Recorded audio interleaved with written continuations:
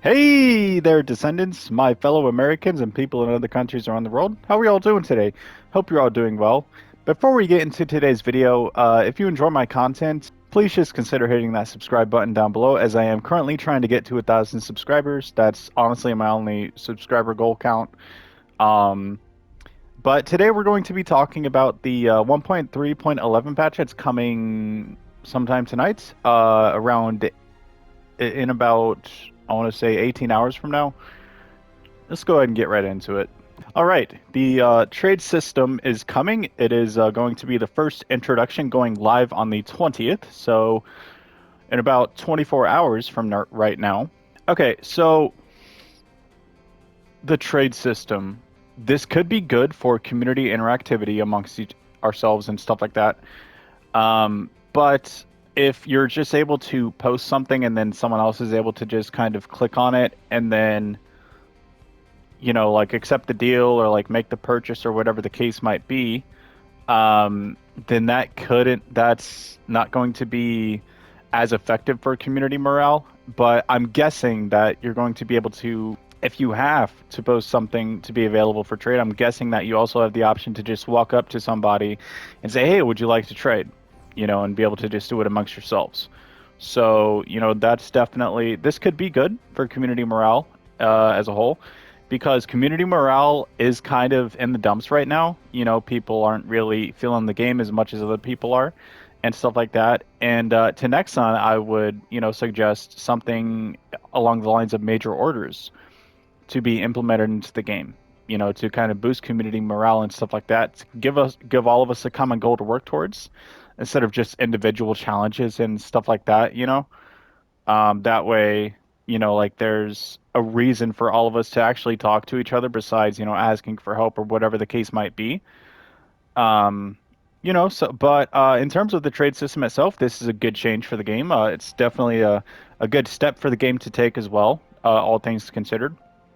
And in a year's time, we're going to have a bunch more things that we can put up for trade.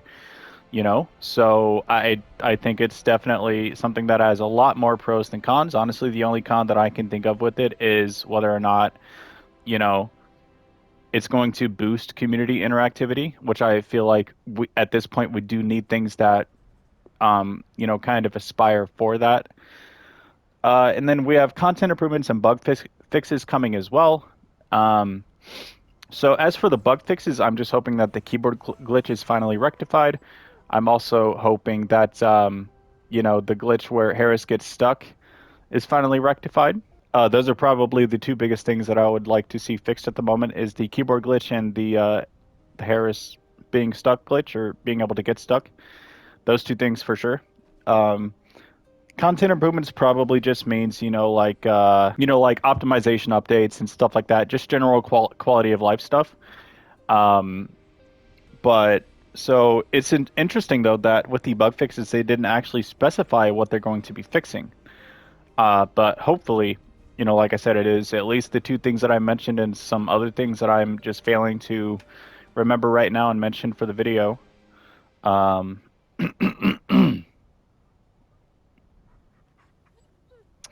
But as a whole, I feel like we are in a pretty good state in the game right now. We are moving away from siloed content as well, in case you guys were not aware, which means that for new things that release, we're not going to have to just farm them in a brand new area or a brand new mission area.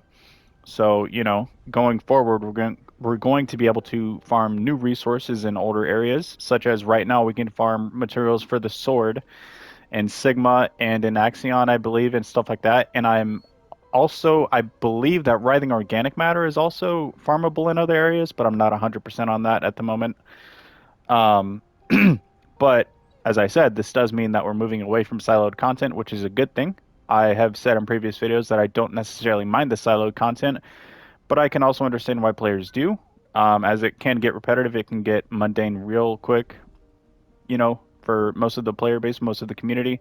I personally don't mind running things over and over again, but I also don't drive myself to the point of doing it, to where I'm exhausted. So there's that as well, I suppose.